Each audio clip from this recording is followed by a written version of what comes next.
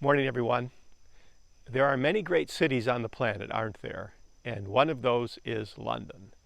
And it was on this date in 1666, September 2, that the Great Fire of London began because of a fire started in a bakery, and it soon spread quickly throughout the city. It was a big deal for the Londoners, and even today in London you can see some of its legacy.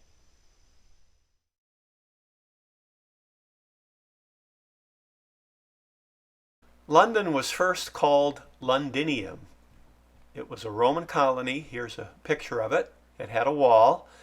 And notice where the wall is in this map. It had 8 gates. And when the fire started, those gates were the only exits out of that part of the city. Here's modern London with the red line superimposed, the Roman wall. Notice St. Paul's Cathedral on the left. This becomes a landmark of the fire.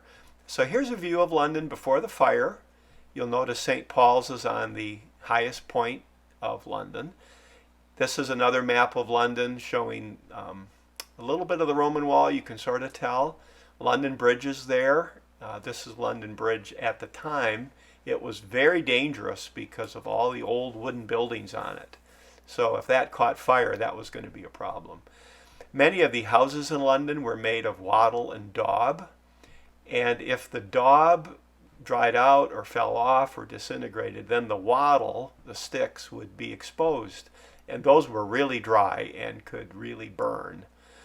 Other houses in London were made of thatched roof, but that was illegal because they were so dangerous, but some of them were still up. One of the big causes of the spread of the fire were that houses had jetties, that second and third floors jut out from the width of the first floor, and these would overhang the street, and fire could leap from one building to another. So here's London before the fire, very crowded. That was one of the reasons it was hard to move or fight the fire too, as the streets were just so crowded. So today we create fire breaks in forests to keep flames from moving, and in the Middle Ages they would make fire breaks in cities. London had a water tower that would get water when the Thames was at high tide, but it didn't really hold much. People would also do bucket brigades to and from rivers, but this didn't really work because all the buildings by the Thames were on fire, so that was not a strategy that would work. There were simple fire engines, but they didn't really hold much water and they didn't have much pressure. So throughout the city, people would have fire hooks, which they would use to pull down burning buildings and create fire breaks. So the fire started in Pudding Lane. The royal baker forgot to take care of his fire properly, and a little bit after midnight the fire started. The pink area here is the original part of the fire. Pudding Lane was quite near the river. And as the fire spread, the Lord Mayor of London thought he should show up, which he did. But he didn't think it was that big a deal, so he walked away.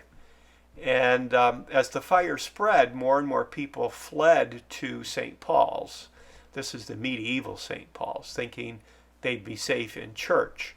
But the fire kept spreading west, and eventually St. Paul's itself caught on fire. And this was a sign to people that the fire was really serious. So across the river, you could see the fire burning, and it burned out of control, partly because the wind was so great. It created its own firestorm. It was like a big vacuum, and air would get sucked in. Charles II, the king shown here, came down to help, didn't really do much, and it was basically a shift in the wind and fire breaks that ended the fire a few days later. You see a lot of brick buildings in London today because of the fire. This is a map of the Blitz of London of World War II's fire on the lower left. So compare the fire in World War II with the fire in 1666. St. Paul's, the modern one, was built after the fire, and it survived the Blitz of World War II. So visit London, check out some of the Roman walls. They're still up, not many, but some are there. But go down to Pudding Lane and see the monument to the fire designed by Christopher Wren, who also designed St. Paul's. It's worth a visit.